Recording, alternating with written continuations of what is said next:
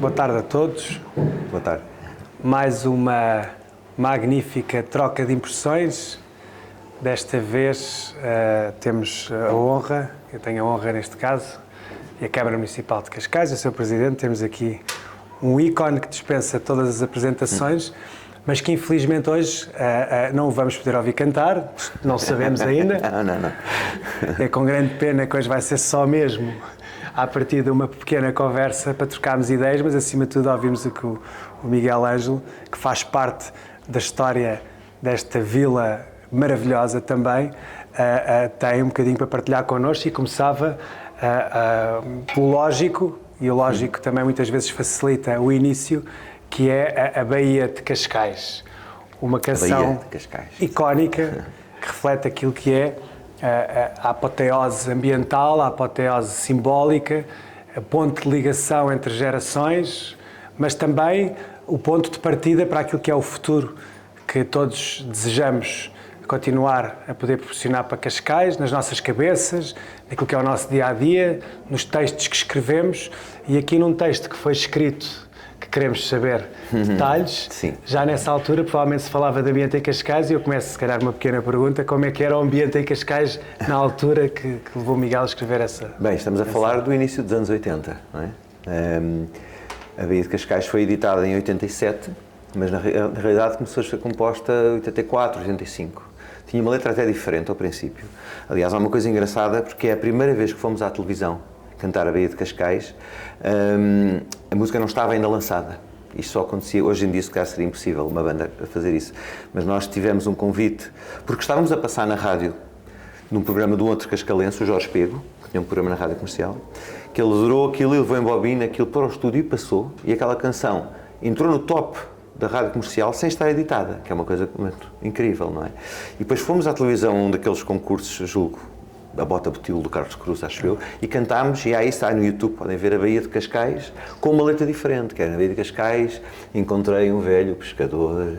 Era uma letra diferente. Eu não posso cantar porque cantei muito ontem à noite a ver ali o David Byrne, que ele já citou, um bocado afanado, e amanhã começo o primeiro de 4 concertos seguidos, por isso não vou cantar, descansem. Mas foi engraçado. Porquê? Porque essa canção foi apresentada e só depois é que conseguimos contrato. Também tem tudo a ver com Cascais, tem a ver com um espetáculo que nós fizemos no antigo Coconuts. Tínhamos gravado o disco independentes, sem editora, e convidámos toda a imprensa e a indústria para vir até Cascais, ao Coconuts, assistir uma apresentação, a estreia de um disco novo, de uma banda nova de Cascais. E aí, nessa mesma noite, conseguimos contrato com o Valentino Carvalho. Portanto, está tudo ligado aqui ao concelho. A canção surge porque, na realidade, era onde nós nos reuníamos para estar ali na esplanada, a conversar, a fazer reuniões. Nós tínhamos uma sala de ensaios, mesmo ao lado da Livraria Galileu, num anexo que havia ali dentro de uma horta, dentro do quarteirão há ali uma horta, por trás de Santini, e nós ensaiávamos lá, todas as noites. Éramos os tipos, tínhamos uma regra militar, era todos os dias, das 9 à meia-noite. Os vizinhos, se calhar, que este depois íamos para casa, pedíamos lição no dia a seguir. Os vizinhos, alguns não se queixavam, e ainda há pouco tempo em conversa com o Eduardo Santini, que está agora a gerir o negócio, ele me dizia que ele ficava muitas vezes na casa dos avós a dormir, e os avós refilavam porque ele estava a dormir e nós estávamos a fazer barulho à noite, não é? Mas ele adorava, não é? E conhecia as canções antes delas serem lançadas também. E, portanto, começámos ali, encontrávamos na Baía de Cascais, e houve uma altura, pensámos: porque se calhar fazemos uma canção sobre a nossa terra. E havia uma canção que nós gostávamos muito, de soul music dos anos 60, do Otis Redding, Sitting on a Dock of the Bay. E eu acho que foi um bocadinho a inspiração. Que engraçado, estamos aqui sentados na nossa baía, vamos tentar fazer um hino, entre aspas, ao sítio onde nós nos encontramos, onde decidimos o nosso futuro, as reuniões, os ensaios, os passos da carreira, do início da carreira. Porquê que não? E saiu assim, saiu depois como água. Foi assim uma coisa muito fresca e muito normal, não houve ali forcing nenhum. As palavras começaram a sair na Baía de Cascais, avistei ao longe um barco a arder, já quando completámos a letra. E eu explico sempre o que era o barco a arder, porque as pessoas às vezes pensavam que eu estava com LSD, não é? E viam um barco a arder. Não houve drogas. Era a imagem que os pescadores diziam quando os barcos vinham carregados de peixe e vinham aquelas nuvens de gaivotas a parar, e aquilo parecia umas labaredas que saíam dos barcos de pesca. E então apanhámos essa do barco a arder. Isto é engraçado, porque o pai do Rui Fadigas nosso baixista de sempre, ele veio da Figueira, mas depois veio para aqui pequenino, era pescador. E ele sabia o léxico, digamos, dos pescadores. O Rui depois trabalhou muito tempo no Clube Naval também. E é engraçado porque vem daí, desta história da gente querer falar dos pescadores, porque eu lembro muito bem, até a uma certa altura, de ir ali ao fim do dia e ver os pescadores a chegar e as pessoas a ver o peixe que chegava e que ia diretamente para a lota. Aquele movimento da pesca era muito interessante. E nós quisemos, pronto, tentar concentrar isso com alguma história um bocadinho romanceada da Bahia e do encontro impossível, e fizemos essa letra. Mas não fazíamos ideia que ela se tornaria tão icónica e um ex-libris da banda. Mas uma história interessante essa do barco a arder, por acaso não fazia a mínima ideia que era isso. No meu uma altura em que ardeu um coisa. barco, lembra-se que há uns anos que ardeu um barco na Bahia, toda a gente mandou pá, a letra é profética, um barco a arder, um barco a arder. Não, não é isso, não é isso. Felizmente, espero que não seja mesmo profética, mas não será, certamente. Mas essa questão do barco a arder, eu pensava sempre que tinha a ver com algum jogo de luz, as luzes dos barcos a vir, mas nunca essa imagem, de facto, as gaivotas aparecem muito. Mas vocês, antes de criar a música, já eram amigos de escola? Foram-se conhecendo ao longo da vida? O Fernando Cunha, que é o guitarrista, começou a tocar com o meu irmão, porque eram da mesma turma do Liceu de São João de Estoril. Okay. São mais velhos que eu, quase 3 anos. E eles começam a tocar os dois, mas sem banda, sem nada, só a tocar. E como o meu irmão devia estar farto de me ouvir a cantar lá no quarto, lá em casa, em cima dos discos de vinil que comprávamos e que mandávamos vir, ele disse, porque é que não vais até lá, não temos ninguém para cantar, porque é que não vais ter connosco? E fui ter com o meu irmão, que era o baixista na altura, o Fernando Cunha, o António Silvestre, que era o teclista, não tínhamos baterista. E pronto, improvisei lá umas coisas e, na realidade, não me disseram, olha, estás na banda. Não, me disseram, olha, aparece aí amanhã. Eu apareci amanhã, e depois da manhã, e depois da manhã, e acabei por ficar na banda, basicamente. Mas não existia, era uma coisa ainda mesmo no seu início.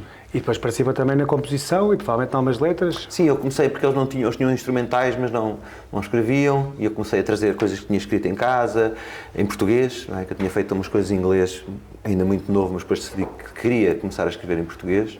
Queria escrever em português canções como as que eu ouvia em inglês, não é? Daquela onda mais rock, pop, final dos anos 70, anos 80, e comecei a trazer, e começou-se ali, pronto, no fundo, a chegar a um som que era uma mistura de várias influências, mas que, no nosso entender, tinha a ver aqui com Cascais, com o Guincho, com a praia, com a Serra de Sintra, era uma coisa assim de horizontes abertos, que a Baía de Cascais também nos proporcionava. E daí vir o nome Delfins, de alguém nos sugerir, porque é que não se chamam Delfins? E nós ficámos. Foi o irmão do guitarrista, o António Cunha, disse, porquê é que não se chamam Delfins? E nós já estávamos a gravar isso sem nome, dissemos, por que não? Tem a ver, um nome tem a ver com o Atlântico aqui, tem a ver com uma série de coisas.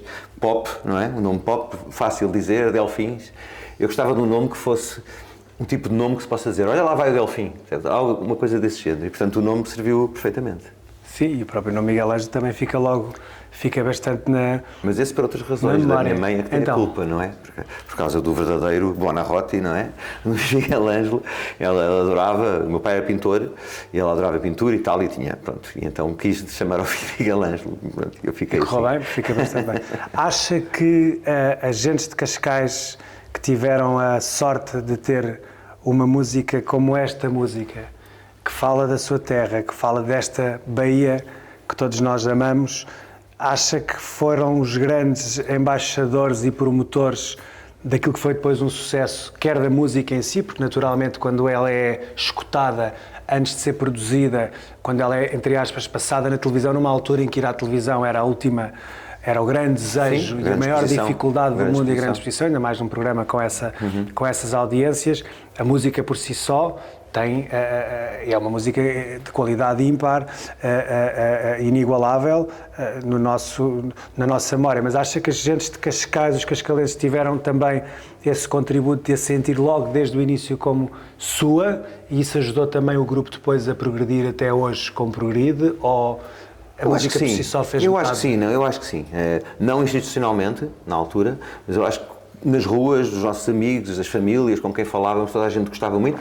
O próprio Jorge Peco, que eu falei há pouco, levou a canção para a rádio por iniciativa própria, por falar da terra dele. Agora, a canção tinha que ser uma canção que ficasse, não era só por falar de Cascais ou da Bahia que ela iria ficar, não é? E aí eu vejo isso porque quando tocamos, ainda hoje, o final do encore, o final dos nossos espetáculos é sempre a Bahia de Cascais. E agora temos aqueles grandes superfícies de vídeo, não é? E lá aparece um vídeo da Bahia, o entardecer, com a roda gigante a passar, e é engraçado porque, embora toda a gente canta a Baía de Cascais, eu estive agora em São Miguel, as pessoas cantam a Baía de Cascais, vou agora amanhã para Marco Canaveses, curiosamente a terra do meu avô, toda a gente canta a Baía de Cascais, e cantam-na, apropriam-se dela, não é? Isso é que eu acho fascinante, não estamos a dizer, os gajos são de Cascais, estou a cantar sobre a Baía deles, nada disso, cantam aquela canção como pertencente também ao seu património emocional, porque gostam da canção também, foi uma canção feliz em termos de melodia, de harmonia, etc. E portanto a Baía é de todos, não é? No fundo, agora para nós é muito, temos orgulho obviamente em chegar aos sítios e ter uma Baía de Cascais daquele tamanho no ecrã. Foi engraçado quando tocámos nos 40 anos no Mel Arena. Claro, convidámos toda a gente aqui de Cascais e o Presidente da Câmara, e o Carlos estava lá, e quando viu aquele telão gigante com a Baía, ele quase se emocionou, porque aquilo é imponente, não é? E é muito bonito, é um sítio, como sabem todos, lindíssimo, não é? Mesmo com a Marina, que cortou ali um bocadinho o horizonte, quando nos sentávamos na Baía, mesmo com a Marina é um sítio lindíssimo, ímpar no mundo. Talvez aquele lugar da Austrália que eu te falei em off, em Darwin, compita com a Baía de Cascais, mas não, a Baía de Cascais é mesmo um sítio muito, muito especial. E quando nós tocamos em Portugal e no estrangeiro e a levamos, lá está, as pessoas apropriam-se dela, absorvem aquilo e sentem-se também um bocadinho na Baía de Cascais. Muito bem. E lembro-me agora, estava a imaginar o que é que seria os concertos que deu no vosso aniversário, mas depois automaticamente fui também no meu imaginário levado a pôr-vos aqui no palco, que é o vosso palco maior, acredito eu, também não sei se me diria o contrário nesta conversa, e sincero como é, pode dizer porque eu conheço, mas imagino qual é a sensação então de quando houve as Festas do Mar e fizeram um fecho com a nossa OCO, com a Orquestra de Câmara de Cascais, neste caso alargada com a Sinfónica e a Câmara Municipal de Cascais, o Presidente Nuno Piteira Lopes, e quer eu, quer a equipa de Cultura, temos feito um grande reinvestimento e um grande reforço daquilo que é o papel da música em geral, mas neste caso desse grande ativo que felizmente já herdámos, que é a Orquestra de Câmara, e portanto fechou as Festas do Mar há 4 anos, chamaram-me falha, com a Sinfónica de Cascais. Qual é, para vocês... 4 não. Foi mais? Foi em 2019. 19. O tempo passa a correr. O tempo passa a correr. Foi há 5. Foi há 5, quase 6. 7. Mas qual é que é, para uma banda com a história de 1986, 87, começar em 84 a gizar os primeiros versos, até transformar no maior incómodo provavelmente aos vizinhos que passaram a ser provavelmente os vossos maiores fãs, até tocarem neste magnífico palco que depois, por aquilo que eu tenho acompanhado e tenho tido essa sorte de poder sentir também de outras pessoas, vossos admiradores também fora de Cascais, que também vos relançou de novo a motivação para voltarem aos palcos. Mas mais importante, sim, o que é para quem isso. fez este caminho encontrar-se de repente com uma sinfónica de uma Câmara Municipal a tocar na terra que vos inspirou a darem de volta aos cascalenses, e neste caso ao mundo, aquela letra e aquela música ímpar. Aquilo foi incrível, mas há uma história engraçada, porque nós decidimos em 2010, fizemos aqui na Bahia a passagem de ano, 2009-2010, e decidimos encerrar a atividade. Foram 25 anos, nós começámos isto aos 16, eu comecei aos 16, nunca fizemos outras coisas, queríamos parar um bocadinho para fazer a solo, trabalhar com Resistência, que é outro projeto coletivo onde eu estou também, com o Fernando Cunha, e depois houve uma altura que a Câmara estava sempre a convidar-nos, tem que vir às Festas do Mar, tem que se reunir para as Festas do Mar, e a gente, não, então a gente parou, não quer dizer que no futuro não aconteça, mas para já não. Mas há uma altura que nos fazem um convite diferente, e foi esse convite para fechar as Festas do Mar com a Orquestra Sinfónica do Maestro Lalov. E nós isso nunca tínhamos feito. Nos 25 anos de carreira nunca tínhamos tocado assim com uma orquestra desta dimensão e desta qualidade. E portanto foi isso que nos fez aceitar. E o mais engraçado é que fizemos isso em 2019 e depois... Atendam esse telefone. E depois... A seguir, aquilo que correu tão bem, foi uma enchente gigantesca, nós ainda estávamos assim um bocadinho a fazer-nos difíceis, porque dissemos, nós tocamos com a orquestra, mas só tocamos 8 canções, e propusemos a primeira parte, convidarmos novos cantores portugueses, alguns daqui da terra, como o Weber Marques, do HMB, a Ana Bacalhau, depois mais o Tim, o João Pedro Paes, e eles interpretaram também as nossas canções com a orquestra, que foi muito interessante a primeira parte do espetáculo. E nós aparecemos e juntámos para 8 canções só. Mas aquilo correu tão bem, e que pronto, aconteceu. Em setembro já estávamos com alguns pedidos de agências para grandes espetáculos e para uma turnê e não íamos logo celebrar os 40 anos. Porque ainda não tínhamos atingido os 40 anos nessa altura, em 2020, ainda faltavam 4 anos. O que é que acontece? Acontece que nós ficamos, se calhar, havia uma proposta de Rock in Rio também, que era onde nunca tínhamos ido na altura da carreira ativa, e dissemos, vamos primeiro jantar os 6 para ver se a gente se entende aí. E claro que a gente gosta de manter as coisas locais, não é? É a Bahia, fomos ao pescador do Fernando, não é? E fomos lá bem, vamos jantar, em janeiro estávamos os 6 a jantar. Eu não tenho mau gosto. Eu provoquei a banda a dizer, olha, cada um de vocês vai trazer um objeto qualquer da carreira que vos diga alguma coisa. Um disco antigo, uma fotografia, uma história, qualquer coisa vai trazer. Pronto, e fizemos um jantar muito animado. E percebemos que estávamos bem juntos e que ríamos das mesmas piadas e que havia aquelas bocas que se mandavam e tal. E achámos que... E aí aceitámos. Só que depois o que é que acontece? O Covid, não é? E vem, então o Covid está contra o regresso dos Delfins, dizemos nós, a brincar com os humoristas. Até o Covid. E depois ficou aquilo, parou-se durante 2 anos. E depois, quando fazemos o Rock in Rio, fazemos-o na preparação, depois da comemoração dos 40 anos. Que foi aqui no Mel Arena e no Superboc Arena. Portanto, esse espetáculo realmente foi pôr os cabelos em pé, porque estar com 96 músicos em palco e com o que sente daqueles instrumentos acústicos, não é? Todo aquele sopro, aquilo é uma coisa. Eu já tinha tocado com o mestre Lalof num aniversário da Vila de Cascais, juntamente com a Ana Moura. Eu cantei Lugar ao Sol com a Ana Moura e já tinha trabalhado com o maestro, já o conhecia e já sabia. Mas quando foi os Delfins, que era uma banda a tocar ao mesmo tempo com a orquestra, porque a banda estava em palco, a bateria, o baixo, a guitarra elétrica e mais a orquestra. Aquilo foi uma coisa que nos emocionou mesmo a sério, porque aquilo era tocar com uma orquestra é totalmente diferente. A banda pode tocar muito alto, a bateria, a guitarra, mas quando tens aquele naipe de instrumentos, é uma experiência... Quase aquelas experiências que sai-se do corpo e olha-se cá para baixo e estamos nós a tocar no meio de uma orquestra de 100 pessoas. É incrível, é completamente incrível. Portanto, o local não interessa nada. O local é sempre místico, não é? O local é sempre místico e quando se acaba com a Baía de Cascais... É aí na Baía de Cascais? Na Baía de Cascais, eu acho que é o sítio, pronto, onde a música resulta sempre melhor, não é? Mas nós estávamos, há bocado aqui à entrada, perguntavam qual foi a primeira vez que tocou na Baía e eu lembro que a primeira vez foi em 88. Ainda era um palco mais pequeno em frente ao Hotel Bahia, não era na localização dele, as pessoas estavam viradas para a Bahia, onde aliás foi o nosso grande espetáculo de fim de tour do Caminho da Felicidade, em 96, em setembro de 96, que foi filmado pela SIC, estava uma loucura, fizeram uma bancada em frente ao Hotel Bahia, o palco foi sobre a areia, não era onde estava, um palco gigante, o que foi a coisa mais engraçada que foi, o espetáculo começou quando nós a virmos de barco do Clube Naval, a música a tocar, e nós a vir, chegámos à areia, estavam os rollers, pusemos a guitarra, subimos a praia e fomos diretamente para o palco. E foi assim a entrada desse espetáculo. Portanto, há muitas histórias aqui da Bahia, desde sempre, que são histórias muito ricas e que trazem lembranças muito, muito boas. Muito bem, grande história. Não, a curiosidade não mata, mas às vezes tenta. O que é que, lembra-se o que é que levaram que objetos icónicos é que levaram quando se juntaram? Sim, foram aqueles que puder partilhar. Sim. Não, foram algumas fotografias engraçadas, com momentos assim um bocado embaraçosos. Houve pessoas que tinham umas coisas até emolduradas, que tinha a ver também com galardões, e toda a gente quis levar um objeto que guardava e que não tinha arrumado lá na zona de arrumações e que mantinha aquilo na sala, ou na sala de jantar, ou qualquer coisa.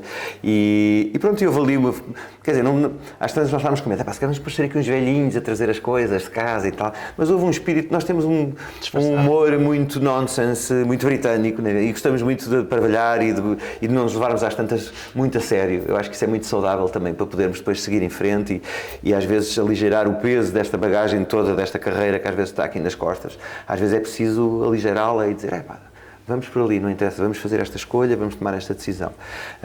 Tem corrido bem, olha, este ano é o ano com mais concertos desde que voltámos. Nós pensávamos que teria sido o ano passado, que foi muito bom por causa das autárquicas. Este ano ainda há mais concertos, estamos a tocar incrível. Amanhã começa um périplo de 4 datas seguidas, em que a quarta é na Ilha das Flores. Portanto, eu disse dias seguidos, com idas ao aeroporto às 4 da manhã e tal. Portanto, o que é que eu disse à banda? Vão lá fazer exames, vão fazer eletrocardiogramas, façam tudo o que for possível, tenham juízo, porque isto é sério e andar. Este espetáculo dos Delfins é um espetáculo de quase 2 horas. sempre a abrir com singles, tocamos os singles, as pessoas cantam do princípio ao fim. Aquilo é uma festa do princípio ao fim e consome fisicamente, não só emocionalmente. E portanto, mas está toda a gente saudável, está toda a gente muito entusiasmada e saímos do palco felizes, como saíamos quando tínhamos 30 anos ou 25. Portanto, isso para mim é que é importante, poder continuar uma atividade que as pessoas gostem e que eu continuo a gostar. Imagino que seja gratificante. Quantos concertos já agora é que fazem este ano? À volta de 40. Para uma banda em pré-reforma é muito. Banda velhota. Tem muitos anos ainda. Uma coisa importante que fazer um bocadinho a ligação àquilo que o mar representa em Cascais, a terra de reis e pescadores, como foi há séculos dito e referido, aquilo que tem sido o papel do mar, não só como componente de inspiração, de muitas vezes reunião connosco próprios, quantas vezes o guincho não serve de palco para reencontros com nós mesmos ou com outras pessoas ou com outros temas, mas prefiro falar de pessoas e de sentimentos que o mar nos traz em Cascais. Tudo aquilo que felizmente tem sido possível melhorar, e falou também da Serra, da parte mais saloia que ainda existe em Cascais, também tem vindo a ser cada vez mais salvaguardada, da promoção da natureza, da ligação entre a Serra e o mar, tudo aquilo que a Câmara Municipal de Cascais e muita gente que a Câmara Municipal de Cascais não é o Presidente, não sou eu nem o Executivo, são uma quantidade de gente e acima de tudo também, agora provavelmente não saberá tudo, mas lembrar-lhe, Cascais este ano é a Capital Europeia da Democracia, em 2026, porque temos nos últimos anos tido a capacidade de querer abrir os nossos ouvidos, muitas vezes os nossos corações, para ouvir as ideias dos cascalenses e do que é que eles acham da forma de uma Câmara Municipal de Cascais, da forma como pode melhorar ou gerir ainda melhor aquilo que tem e aquilo que herdou, e felizmente em Cascais temos a sorte que a natureza fez grande parte do seu trabalho. Mas aquilo que se sente, e eu acho que era a pergunta que eu lhe queria fazer, daquilo que tem sido este trabalho difícil também muitas vezes, uma serra bastante exposta, uma orla costeira bastante exposta, uma frente de mar onde o nosso vizinho está a milhares de quilómetros de distância, com tudo aquilo que tem sido também os desafios subjacentes às alterações climáticas. Nós sentimos, a Coreia do Sul, a semana passada, pela primeira vez, deu um alerta para uma onda de calor, bem Paris, enfim, o Mediterrâneo com temperaturas da água recordes. E aqui também aquilo que é o papel da promoção ambiental que é difícil fazer e a salvaguarda daquilo que são as gerações futuras. Que Baía de Cascais escreveria hoje, olhando para ela como a vê hoje, passado esta meia dúzia de anos, porque não se nota que passaram 40 anos, eu noto porque tinha 6 anos quando vocês começaram, mas que Baía de Cascais escreveria hoje, olhando para ela, e de que perspectiva é que gostaria se hoje em dia tivesse esse desafio? Sim, estávamos a falar também do guincho, e o guincho é muito importante também para mim, para a minha adolescência, a serra, omnipresente, obviamente. Até temos um disco dos Delfins de 93, que é o Ser Maior, uma História Natural, onde está o tema, por exemplo, Ao Passar o Navio, que as pessoas conhecem, que tem muito a ver com a serra também. Temos uma canção, há bocado falávamos sobre referências a locais, temos uma canção chamada A Casa em Sintra, por exemplo, nesse disco. Temos uma canção nos Alinhados chamada Estrada do Guincho, também. Não tiveram tão de sucesso. Sim. Não é só às vezes as referências que contam, mas é a própria canção, a própria qualidade e a felicidade com que aquela canção se constrói. Agora, a Baía, na altura que escrevemos, era um sítio de maior contemplação que é hoje. Mas isso por tudo o que está inerente ao turismo e ao progresso e às coisas que acontecem, não é? Mas cumpre outros papéis, obviamente. Era uma baía onde a pessoa sentava, às vezes, para pensar, era como eu falava, do sitting on the dock of a bay. Não é? É diferente, às vezes, conseguir conjugar isso com o desenvolvimento da própria vila e com os interesses da própria vila. Mas continua a ser um lugar muito bonito, não é? Não perdeu a beleza. E é isso que interessa a Cascais, em termos mesmo de ecologia e do parque natural, é manter a beleza. Às vezes até pode haver uma coisa ou outra que se faz. Eu lembro que os anos 90 foram terríveis, nesse aspecto, porque muitas vezes foram pessoas eleitas com base numa premissa ecológica e depois chegaram lá e construíram mais que sei lá o quê, não é? Temos todos bem presentes as grandes urbanizações ali da segunda metade, especialmente dos anos 90. Houve muita construção, muita construção a nível nacional. E no Conselho houve muita construção.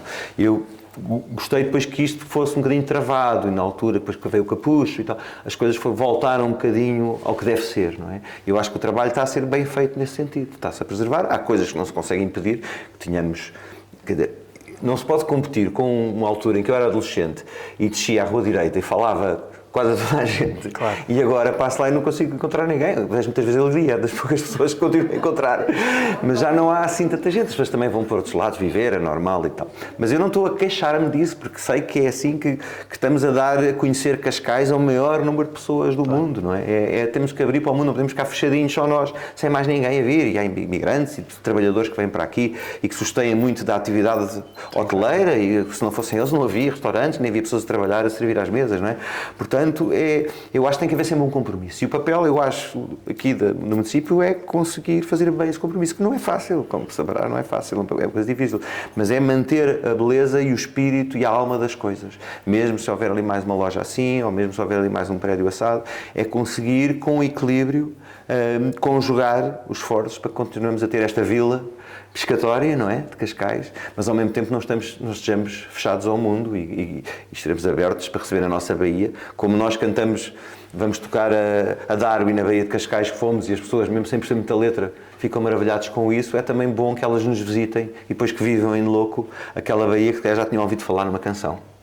Eu vou juntar, obrigado, estamos a terminar, vou juntar algo que me surgiu com uma pergunta que a Lili Canessas, se me permite, lhe fez há pouco, que eu vou roubar, mas dando o seu à sua dona.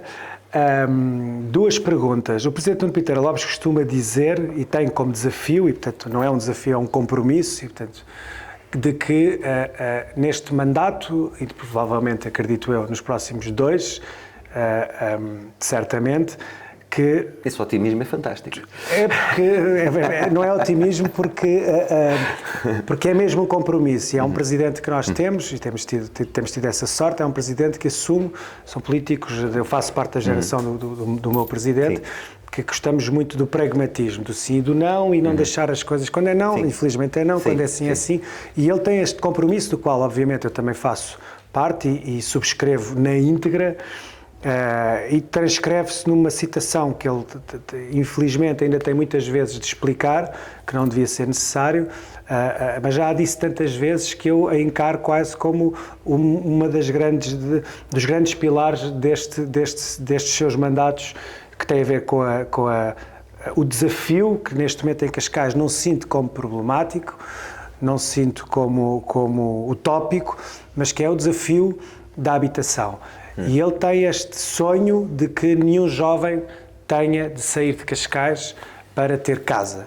Portanto, nenhum pai, nenhum avô, mas principalmente agora nenhum pai ou nenhum futuro pai tenha de ver o seu filho afastar-se do seu dia-a-dia, da sua rua direita, para ter uma condição para criar uma família, ou nem que seja para viver sozinho, contra a sua vontade. Obviamente que na vida há muitas viagens que se fazem, mas quando se quer regressar a casa, em Cascais, o Presidente quer que quem quer ficar ou quem quer regressar tenha essa possibilidade. Eu acho isto muito... Eu subscrevo 100% isso, e estou numa situação presente com a minha filha mais velha, exatamente, e conseguiu arranjar um sítio, foi sorte, mas em centro, não é centro de Cascais, mas é muito perto mesmo. Mas é difícil. Eu conheço muitos filhos de amigos meus que foram para a Ericeira e foram para outros sítios, claro. Porque não conseguem chegar aqui aos preços, não é, da habitação. Mas isso é um desafio que parece muito interessante e que pode colher muitos frutos da atenção das pessoas em relação a essa questão e do apoio das pessoas em relação a essa questão. Mas, mais do que a atenção e do apoio, o grande objetivo é que ele seja concretizado na prática, não seja só um mero sonho ou um mero quote político que fica bem dizer durante os tempos. E felizmente temos, eu tenho feito parte também, felizmente, temos acompanhado essa grande execuibilidade e também, obviamente, com tudo aquilo que está, os grandes desafios, principalmente no sul da Europa. Mas juntando isso com a pergunta que a Lili Canessas lhe fez, que é onde é que está a folha ou seja, a folha em branco e a caneta, acredito que esteja sempre perto de um poeta, de um cantor, de um criador, também arquiteto, andará sempre perto do seu dia-a-dia. Mas partindo do princípio que temos essa folha, que temos esses acordes e que temos esse grupo também, os seus companheiros de route, para quem escreverá e quando escreverá a nova Baía de Cascais e para os filhos de Cascais ou para os seus irmãos que o viram, os seus pais que o viram chegar até, e aos delfins que os viram chegar onde chegaram?